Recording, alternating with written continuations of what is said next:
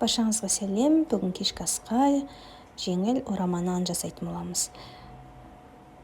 Салқындау суымызға тұз салып, араластырып аламыз. Тұзымыз ерігеннен кейін ұнымызға бір жұмыртқа жарып, үстіне суымыз құйып, бір ас қасық сұйық майымызды құйып, жақсылап араластырып, не қатты емес, жұмсақ емес, орташа қамыр илейміз.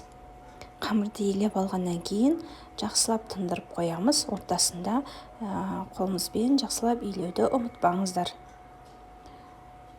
Бізге осындай жусай қажет болады. Және сәбіз. Сәбізді мен үккіштен өткіздім. Жусайды осылай турап алдым. Осылардың үстіне аз-аздан қара бұрыш, сұйық май және тұз салып, дәміне қарай жақсылап араластырып аламыз.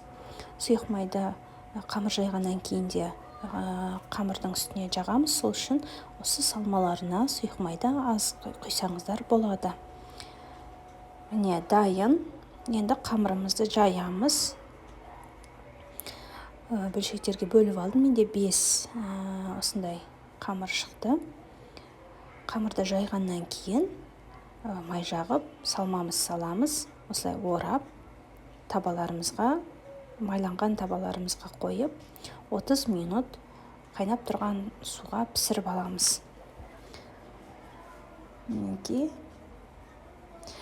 Қалған мысалға адам аз болса, осылай қатырып қойсаңыздар да болады. Мен солай істеймін.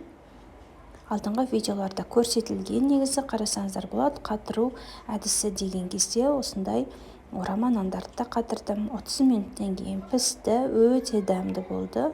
Ас болсын. Мен бұл асты осындай соуспен дайындаймын. Соя тұздығына осылай майонезді салып араластырам. Өте дәмді болады. Мен кішкене соя тұздығын көптеу қосып қойдым. Аз ғана тамызсаңыздар жеткілікті. Ас болсын. Келесі видео рецепте кездескенше сіздермен болған мен Майра. Соңына дейін көргендеріңізге үлкен рахмет.